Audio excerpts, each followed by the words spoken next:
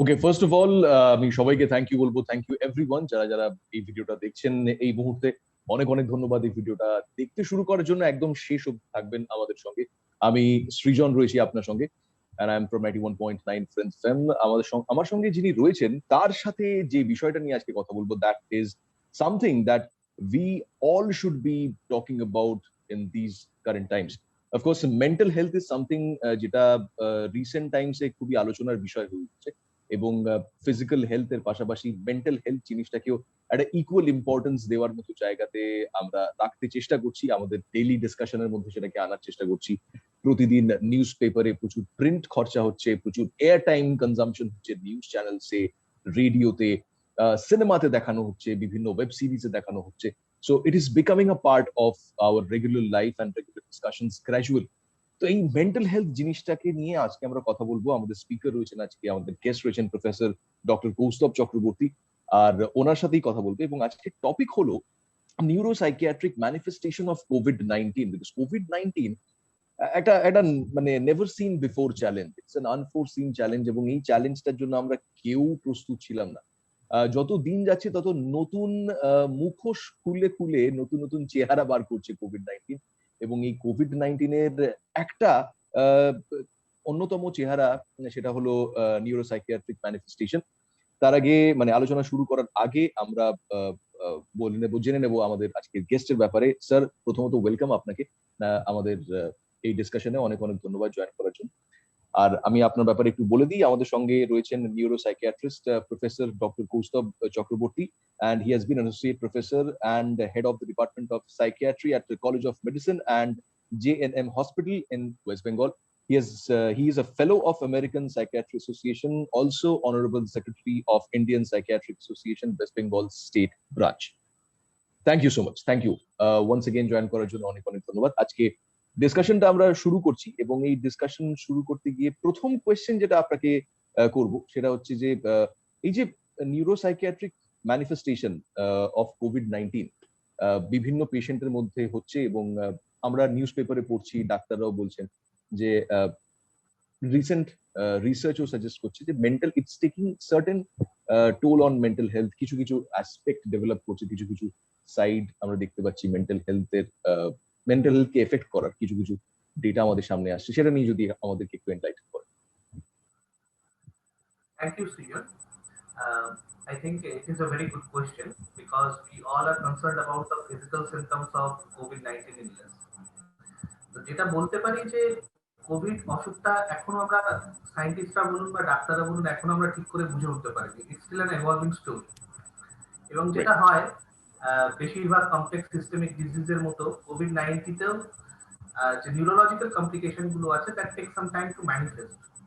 And early on, it seemed pretty clear that one of the cardinal symptoms was loss of smell and taste. আমরা সবাই জানি যেটা Covid হলেই আমাদের স্বাদ এবং নাকে গন্ধটা চলে যাচ্ছিল।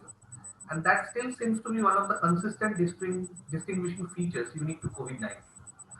তো যেটা দেখা যাচ্ছে যে যত পেশেন্ট ভর্তি থাকছে কোভিড নিয়ে তাদের মধ্যে half of the patients are developing neurological manifestations of covid. তার মধ্যে যেমন হেডেক থাকছে, dizziness, decreased alertness, difficulty in concentrating, disorder of smell and taste, seizure যেটাকে আমরা এপিলেপসি বলি বা ফিট বলি, স্ট্রোক হচ্ছে, উইকনেস, মাসেল পেন ডেভেলপ করছে, এবং মানসিক সিমটমের মধ্যে anxiety, sleep disorder, adjustment issues with the illness and other related stresses, depression and really self harm ideation, এগুলো আমরা পাচ্ছি। তার মধ্যে হেডেক এবং মাসেল পেন সব থেকে কমন। হেডেক নিয়ে আমরা প্রচুর পেশেন্ট পাচ্ছি post Covid headache, whereas life-threatening symptoms such as seizure and delirium. Delirium হচ্ছে একটা অ্যাকিউট কনফিউশনাল স্টেট যেটা আইসিইউ পেশেন্টদের ক্ষেত্রে খুব কমনলি দেখা যায়, এবং যখন একটা ভাইরাল এনকেফালোপ্যাথি হয় এই ডেলিরিয়ামটা ডেভেলপ করতে পারে। এবং ফার্স্ট অনসেট সিজার, যার জীবনে কখনো এপিলেপসি ছিল না বা কখনো ফিট পড়েনি, তার এই কোভিড এর পর দেখা যাচ্ছে অনেক ক্ষেত্রে ফিট পড়ছে, যদিও এই দুটো সমস্যা relatively real. It is important for the general public and physicians to be aware of this neuropsychiatric manifestation. কেন না অনেক ক্ষেত্রে দেখা যাচ্ছে যে কোভিড এর যে কমন সিম্পটম যেটা আমরা জানি যে ফিভার, কাফ, রেসপিরেটরি প্রবলেম, সেগুলোর আগেও অনেকে এই নিউরোলজিক্যাল সিম্পটম গুলো ডেভেলপ করছে এবং সেগুলো নিয়ে প্রেজেন্ট করছে। তো আমরা যদি এগুলো সম্বন্ধে অ্যাওয়ার না হই, we will be having difficulty in diagnosing these patients. Thank you. হুম, হুম। স্যার, অনেকে বলছেন যে কোভিড-19 মানে বেশ কিছু মানুষ এরকম একটা কথাবার্তা বলছেন। আমারও রিসেন্টলি এরকম মনেও হলো আরকি যে COVID-19 is much like a wife or a girlfriend. যে বা বাড়ি থেকে বেরোতে দেয় না, বন্ধু-বান্ধবের সঙ্গে দেখা করতে দেয় না। আ অনেক সময় বা মুখ ঢেকে রাখতে হয়। হ্যাঁ? যতটা সম্ভব মুখ বন্ধ করে রাখা আ সেটাই হচ্ছে মানে that is one of the precautionary measure if we can say. এবং প্রচন্ড রকম ক্লিনলিনেস মেইনটেইন করা, হাইজিন মেইনটেইন করা। তো অনেক সময় কি হয় এই যে loss of smell and taste এই জিনিসটা যেটা কোভিড এ রয়েছে। অনেক সময় যার সাথে কম্প্যারিজন করা হচ্ছে তাদের কল্যাণে we loose the power of hearing or we just manifest that we are losing the power of hearing basically. So this is on a lighter note quite obviously, but on a heavier note যদি আমরা এই যে losing the test মানে power of smell and test এটা মোটামুটি কতদিন থাকছে সেটা আমরা অবভিয়াসলি কেস টু কেস খুব একটা যে ভ্যারি করছে তা নয়, কিন্তু এই যে নিউরো লজিক্যাল ম্যানিফেস্টেশন কোভিড-19 এটা স্যার কতদিন থাকতে পারে, মানে what is the data suggesting or what would you suggest? Actually, যেহেতু COVID-19 still an ongoing pandemic, it's still an ongoing illness. Right. So it is very Right. difficult that how long will these neurological manifestations are going to stay, whether they will create a long-term disability or not. তো আমরা এখনো জিনিসটাকে বোঝার প্রক্রিয়াতে রয়েছি, যেটা মোটামুটি বোঝা যাচ্ছে যে এই লস অফ স্মেল টেস্ট এগুলো মোটামুটি আফটার কোভিড 2 to 3 months এর মধ্যে এগুলো স্পন্টেনিয়াস রিকভারি হচ্ছে। যেটা হিয়ারিং লস বা যে কোনো ভাইরাল ইলনেস থেকেই একটা সেন্সরি নিউরাল হিয়ারিং লস হতে পারে, and that can be very damaging. Sensory neural hearing loss সাধারণত স্পন্টেনিয়াস রিকভারি হয় না, and that can create long term disability. এছাড়াও আমরা যেগুলো পাচ্ছি ব্রেনেতে, যেটা ব্রেন ফগ, একটা মেন্টাল ফ্যাটিগ, একটা কোনো কিছু পড়লে কনসেন্ট্রেট করার চেষ্টা করলে মাথাটা যেন সাথ দিচ্ছে না বা হাল ছেড়ে দিচ্ছি, কনসেন্ট্রেট করতে পারছি না। So this things also spontaneously recover in another 4 to 6 months. But what we are concerned as a doctors are the long-term side effects like viral encephalopathy থেকে কোনো residual weakness, muscle weakness or limb weakness, that is one of our biggest concern, and obviously epilepsy. কারণ অনেক viral illness আছে যেটা আমাদের ব্রেনেতে permanent damage করে চলে যায়। The illness is gone, the virus is gone, but the damage remains there. So that is one thing uh, আমরা ভয় পাই যেটাকে। আরেকটা হচ্ছে যেটা আমি স্ট্রেস করবো এখানে, স্ট্রোক, ইসকেমিক বা হেমারেজিক স্ট্রোক। কেননা আমরা জানি যে অলরেডি এই ভাইরাসের ফলে ব্লাডের বিভিন্ন অঙ্গে ক্লট তৈরি হচ্ছে, যেমন হার্টে তৈরি হচ্ছে, তার ফলে হার্ট অ্যাটাক হচ্ছে, তেমন ব্রেনেতে ওই ক্লট তৈরি হয়ে ইসকেমিক স্ট্রোক হতে পারে। এছাড়াও ভাস্কুলোপ্যাথির ফলে ছোট ছোট ব্রেনেতে যে নার্ভ ভেসেলস গুলো আছে সেগুলো ছিঁড়ে গিয়ে হেমারেজ হতে পারে। So these are the two very dreaded side effect of this COVID illness, যার ফলে প্রাণহানি পর্যন্ত হতে পারে। রাইট স্যার, কোন এজ গ্রুপ আছে পার্টিকুলার, মানে লাইক কোন এজ গ্রুপ হতে পারে, কোন স্পেসিফিক জেন্ডার হতে পারে, বা আরো with people with other comorbidities হতে পারে যারা who are more susceptible to this kind of attacks? Yes, definitely, কেননা এটা তো বলাই হচ্ছে শুরু থেকেই যে এল্ডারলি পিপল আর মোর ভালনারেবল। শুধু এল্ডারলি বলে নয়, 60 ব্যক্তিরাই খালি নয়, যারা ওবিস, খুব মোটা সোটা চেহারা, খুব সিডেন্টারি লাইফস্টাইল মেনটেন করে, বা যাদের ডায়াবেটিস রয়েছে, হাইপারটেনশন রয়েছে। আমরা জানি যে ডায়াবেটিস একটা হাইপারকোয়াগুলেবল স্টেট তৈরি করে শরীরের মধ্যে, যাতে ব্লাড ভেসেলের মধ্যে জমে যাওয়ার প্রবণতাটা বেড়ে যায় অলরেডি।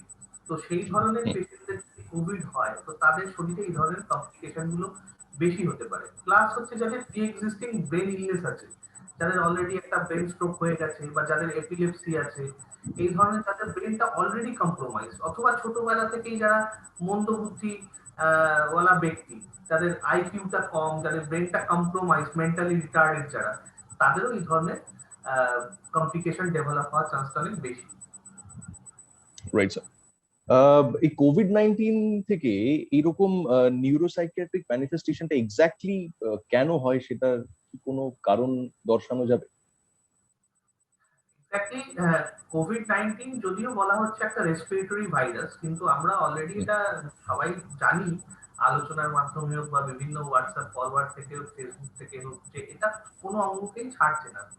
শরীরের বিভিন্ন অর্গান সিস্টেমকে এটা আক্রমণ করছে। যেমন আমরা অলরেডি জানি এটা প্যানক্রিয়াসকে আক্রমণ করে, যার ফলে ডায়াবেটিস তৈরি হচ্ছে, বা এটা হার্টকে সংক্রমণ করে, যার ফলে কার্ডিয়াক অ্যারেস্ট হয়ে কোভিড থেকে ঠিক হয়ে ওঠার পরেও কার্ডিয়াক অ্যারেস্টে অনেকে মারা যাচ্ছে।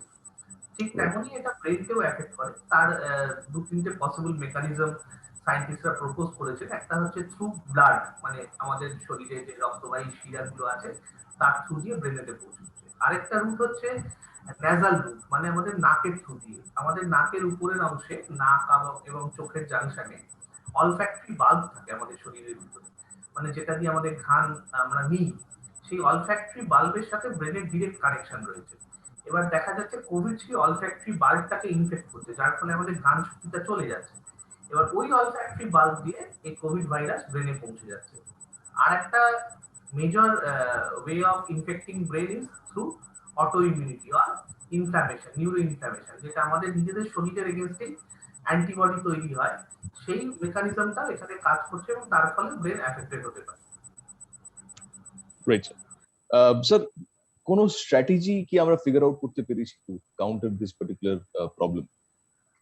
নট মানে পার্টিকুলারলি নিউরোলজিক্যাল ম্যানিফেস্টেশন আটকানোর জন্য তো সেই অর্থে কোনো স্ট্র্যাটেজি নেই। তবে যেটা মূল স্ট্র্যাটেজি আমাদের হওয়া দরকার, যে ভাইরাসটা যাতে স্প্রেড না করে, তার জন্য তো আমরা সবাই জানি যে ওয়্যার ডাবল মাস্ক। এখন দেখা যাচ্ছে যে সিঙ্গেল মাস্কের থেকে ডাবল মাস্কে এই ভাইরাস স্প্রেড করাটা আরো বেশি আটকায়। মেনটেন সোশ্যাল ডিস্টেন্স, যেটা আমরা বলছি যে এক জায়গায়, বদ্ধ জায়গাতে খুব বেশি লোক থাকবেন না। Duration of exposure also does matter, যে 5 মিনিটের বেশি এক্সপোজার, 2 বা 3 জন লোকের মধ্যে 5 মিনিট একসাথে থাকলে সেই ভাইরাস সংক্রমণের হারটা আরো বেশি হয়। এবং স্যানিটাইজেশন, প্রপার স্যানিটাইজেশন, হাত বারবার স্যানিটাইজ করা, সেই হাতটা বাইরে গেলেই হাত মুখে বা চোখে না দেওয়া। এবং last but not the least, যেটা আমি বলবো এখনকার পরিপ্রেক্ষিতে, vaccination. That is the most important thing. কেননা যেটা ডেফিনেটলি জানা যাচ্ছে, the vaccination reduces the severity of illness, reduces the admission rate, and reduces the mortality rate also. মানে তিনটে জিনিস, একটা অসুখ হলে তার সিভিয়ারিটি কম হবে, হাসপাতালে ভর্তির দরকার কম। Alright sir, thank you so much আমাদেরকে ওয়ান্স এগেন এই রিইটারেট করার জন্য যে ভ্যাকসিনেশনটা কতটা ইম্পর্টেন্ট, আর যে স্ট্যান্ডার্ড প্র্যাকটিস গুলো আমাদেরকে বলা হচ্ছে, ডক্টরসরা বলছেন, WHO বলছে, Indian medical association, government of India থেকে সকলের তরফ থেকে বলা হচ্ছে, সেটা মেনটেন করাটা কতখানি দরকার সেটাও আরো একবার এটা আমাদের মনে রাখা দরকার এবং বারবার নিজেদেরকে মনে করানো দরকার। কোয়াইট অবভিয়াসলি আমরা we are almost at the end of this conversation. যেতে যেতে what would be your message to all the people who are watching it right now, and maybe people who get anxious thinking about the neurological manifestations of COVID-19? মানে অনেকেই ভাবছেন যে physical, মানে physically health কে effect করবে সেটা অবধি তাও ঠিক ছিল, এখন মেন্টালি এফেক্ট করবে না, how do I control this thing? So ওই একটা অ্যাংশাসনেস, একটা অ্যাংজাইটি চলে আসে ভিতরে অনেক, সেটা কি করে আপনি আপনার কথার মাধ্যমে উপশম করতে পারবেন? So what would be your message to all the people out there? Definitely যেটা আমরা মানে কথায় কথায় বলি যে এই প্যান্ডেমিকটা তো কোথাও না কোথাও একদিন শেষ হবে, but what will Right. Follow is that mental health pandemic. Because this pandemic is an unforeseen thing, যেটা আমরা কখনো আগে এক্সপিরিয়েন্স করিনি, at least not in last 100 years। So এটার Yeah. সাথে যে, এবং এটা সব থেকে বড় যে প্রবলেমটা হচ্ছে uncertainty, uncertainty about everything, that who will get the virus, who will get the infection, who will develop the severe infection, where to get admitted, whether I will get oxygen or not, whether I will get medication or not, whether I will get vaccine or not. So uncertainty about everything. তো এইটা আমাদের একটা continuous স্ট্রেসের মধ্যে রাখছে, এবং because of that we are getting lot of patients who are developing anxiety and depression. আরেকটা জিনিস আমরা খুব পাচ্ছি, যেটাকে বলে রোগ ভীতি বা হাইপোকন্ড্রিয়াসিস, যে আমার বোধহয় কোভিডটা হয়েই গেল, বা কোভিড হলে আমি বাঁচবো না। এই যে ভীতি, এই ভীতি নিয়ে আমরা প্রচুর পেশেন্ট এখন পাচ্ছি, যতই প্যান্ডেমিকের সেকেন্ড ওয়েভটা আস্তে আস্তে রেন অফ করছে। তো এই ধরনের পেশেন্ট আমাদের মধ্যে প্রচুর আসছে। এছাড়াও আমি অলরেডি বলেছি যে half of the hospitalised patient are having various neurological and psychiatric symptoms ranging from headache, dizziness, decreased alertness, difficulty in concentrating, smell taste problems, seizures, stroke, depression, anxiety, and issues. এইগুলো আমরা already পেতে শুরু করেছি আমাদের clinic-এ নিয়ে, কিন্তু পেশেন্টরা আসছে। তো এই জিনিসটা তো প্রতিটা জিনিসের তো প্রিভেন্টিভ মেজার নেই। প্রিভেন্টিভ মেজার হচ্ছে যে যত তাড়াতাড়ি পারো ভ্যাকসিন নাও, যতটা পারো স্যানিটাইজ করো হাত এবং চারপাশটাকে, এবং মুখে মাস্ক পরতে হবে, যেটা এখনো এতদিন বাদেও 1.5 বছর হতে চললো, সেটাতেও কিছু লোকের মধ্যে এই ব্যাপারটা নিয়ে খুব ঢিলেঢালা ভাব দেখা যাচ্ছে, which is very much uncalled for. সেটা একদমই করা উচিত নয়, বিশেষ করে যখন পাবলিক প্লেসে আপনি বেরোচ্ছেন, please put on your mask. যেটা দ্বিতীয় ব্যাপার হচ্ছে যে কোভিড সংক্রান্ত প্রচুর নিউজ সোশ্যাল মিডিয়াতে ঘুরে বেড়াচ্ছে। প্রতিটা নিউজই যে সত্যি বা বৈজ্ঞানিক তথ্য নির্ভর তা নয়। তো আমি সবাইকে অনুরোধ করবো, প্লিজ আপনারা গভর্নমেন্টের যে সাইট গুলো আছে, ওয়ার্ল্ড হেলথ অর্গানাইজেশনের সাইট বলুন বা গভর্নমেন্ট অফ ইন্ডিয়ার department of health and family ওয়েলফেয়ারের সাইট বলুন, গভর্নমেন্ট অফ ওয়েস্ট বেঙ্গলের সাইট বলুন, সেই সাইট গুলো থেকে যে তথ্য দেওয়া হচ্ছে সেই তথ্যের উপর নির্ভর করে কোভিড বিধি মেনে চলুন। যে কোনো নিউজ পড়বেন না বা যে কোনো নিউজ ফরওয়ার্ড করবেন না, তাতে আরো অ্যাংজাইটি বাড়বে। এবং তৃতীয় হচ্ছে, সবসময় এই কোভিড রিলেটেড নিউজ বা কোভিড রিলেটেড ডেথ সম্বন্ধে বাড়ির লোকের মধ্যে চর্চা করা, বিশেষ করে বাচ্চাদের সামনে এগুলো চর্চা করা, এটা একদমই করা উচিত নয়। চতুর্থ হচ্ছে যে আপনার যে ডেইলি রুটিনটা ছিল কোভিড এর আগে, সেই রুটিনটা যথাসম্ভব বাড়িতে যতটা সম্ভব মেনটেন করা। এবং last but not the least, যে সিডেন্টারি লাইফস্টাইল, ওবেসিটি, এইগুলো যেহেতু একটা কোভিড এর কমপ্লিকেশনের অন্যতম ফ্যাক্টর, সেহেতু যতটা সম্ভব এক্সারসাইজ করা বাড়িতে বসে, এবং সবুজ শাকসবজি, ফল, প্রোটিন, এগুলো বেশি করে খাওয়া। অ্যালকোহল, স্মোকিং, দুটোই আমাদের ইমিউনিটি কম করে, দুটোই লাংকে ড্যামেজ করে। তো এই দুটো থেকে যতটা সম্ভব দূরে থাকা, এইগুলো করলে আমার মনে হয় positive physical and mental health promote হবে, এবং আমরা কোভিডটাকে, সংক্রমণটাকে অনেক বেশি করে আটকাতে পারবো। থ্যাংক ইউ সো মাচ ডাক্তারবাবু, আমাদের সাথে আজকে জয়েন করার জন্য অনেক অনেক ধন্যবাদ। And it was very enriching and enlightening conversation. অনেকটা ডিটেলে আমরা গিয়ে জানতে পারলাম, অনেকটা অনেকটা ভেতরে ঢুকে আমরা জানতে পারলাম যে কিভাবে এক্স্যাক্টলি নিউরোলজিক্যাল ম্যানিফেস্টেশন গুলোকে হ্যান্ডেল করা উচিত, এবং ভয় পাওয়াটা যে কোনো সলিউশন নয়, ওটা থেকে যে সবার আগে একটু দূরে থাকতে হবে এবং অ্যাওয়্যার হতে হবে আরো বেশি করে, সেটা আরো একবার আমরা আমাদের নিজেদেরকে আমরা মনে করালাম। Thank you so much for being with us, and you please stay safe and have a great day. তুমিও ভালো থেকো।